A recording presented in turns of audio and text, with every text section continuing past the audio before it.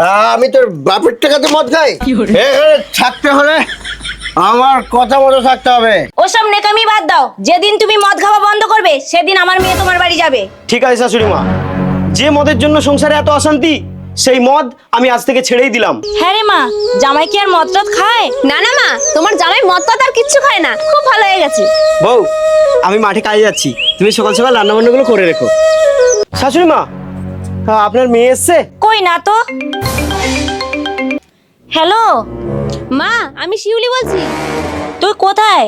মা, আমি একটা অন্য ছেলেকে ভালোবাসি, তাকে নিয়েই পালিয়ে এসেছি। শাশুড়ি মা, যখন মাতাল ছিলাম বউ আমার সব কথা শুনতো, কিন্তু যখন মদ খাওয়া ছেড়ে দিলাম, সংসারী হলাম, আমার বউটা পরপুরুষে আসক্ত হয়ে গেল।